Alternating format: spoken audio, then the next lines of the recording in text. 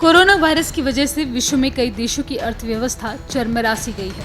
कुछ कंपनियां work from home के जरिए अपने काम को बैलेंस करने की कोशिश कर रही हैं, तो कई लोगों को इस लॉकडाउन की कीमत अपनी जॉब खोकर देनी पड़ रही है। दुनिया के कई देशों समेत अमेरिका भी अब मंदी की ओर जा रहा है।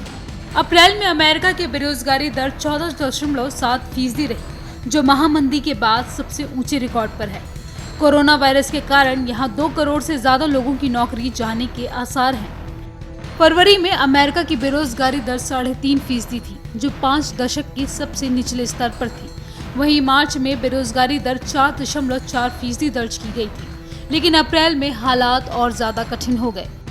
इससे निपटने के लिए रिपब्लिकन पार्टी के शीर्ष सांसदों ने राष्ट्रपति ट्रंप से H-1B वीजा समेत कई अलग अलग कॉन्ट्रैक्ट पर काम करने वाले कामगारों को दिए जाने वाले अस्थायी वीजा यानी गेस्ट वर्कर वीजा को बेरोजगारी दर सामान्य होने तक निलंबित करने का अनुरोध किया है। जिसका मतलब ये है कि रिपब्लिकन पार्टी के शीर्ष नेता ये चाहते हैं कि अमेरिका में बाहर से आए हुए लोगों को सबसे पहले नौकरी से निकाला जाए और उन्हें तब तक न रखा जाए जब तक बेरोजगारी दर यहां सामान्य नहीं हो जाती। ट्रंप को दिए इस पत्र पर senator Ted Cruz, Tom Cotton, Chuck Grassley और जॉश हावली ने दस्तखत किए हैं। उन्होंने राष्ट्रपति को लिखे पत्र में कहा कि जैसा कि आप जानते हैं कि 3.3 करोड़ से ज्यादा अमेरिकियों ने मार्च के मध्य में अब तक बेरोजगारी भत्ते के लिए आवेदन किया है। सांसदों ने लिखा, आर्थिक बहाली के शुरुआती चरण में बेरोजगार अमेरिकियों की रक्षा करने के लिए हमें आपसे अगले 60 दिनों के लिए सभी non immigrant guest worker visa निलंबित करने का आग्रह करते हैं।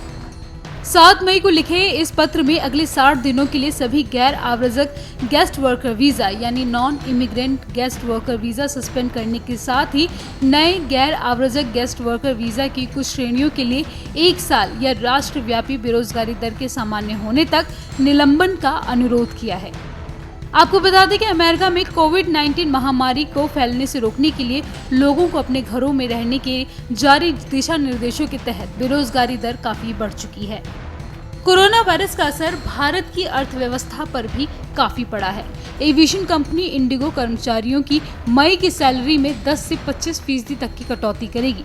इसके साथ ही वरिष्ठ कर्मचारियों को मई, जून और जुलाई में पद के हिसाब से सीमित और बिना वेतन की छुट्टियों पर भी भेजेगी। कंपनी के मुख्य कार्यकारी अधिकारी यानी CEO रणजॉय दत्ता ने शुक्रवार को इसकी जानकारी दी। 25 मार्च से शुरू हुए लॉकडाउन की मार एविएशन कंपनियों पर खूब पड़ी है। मालूम हो कि अगले आदेश तक एविएशन कंपनियां बुकिंग नहीं ले रही हैं, क्योंकि लोगों की आवाजाही पर पाबंदी लगा दी गई है। CEO दत्ता ने अपने कर्मचारियों को ईमेल भेजकर बताया कि मार्च और अप्रैल में कर्मचारियों का पूरा वेतन दिया गया है। अब हमारे पास सैलरी डिडक्शन को मई 2020 से लागू करने के अलावा कोई ऑप्शन नहीं बचा है। इसके साथ ही मई, जून और जुलाई में कर्मचारियों को बिना वेतन के 1.5 से 5 दिन की छुट्टियों पर भेजने का फैसला लिया गया है। ये कर्मचारी की श्रेणी यानी रैंक और पद के ऊपर निर्भर करेगा।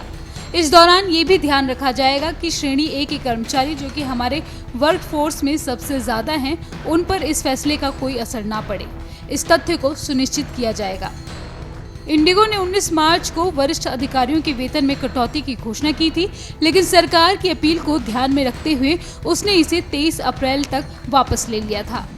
इंडिगो के अलावा कई एविएशन कंपनियों ने पिछले कुछ हफ्तों में कॉस्ट कटिंग के तहत वेतन कटौती और लीव विदाउट पे जैसे कदम उठाए हैं। अमर उजाला.com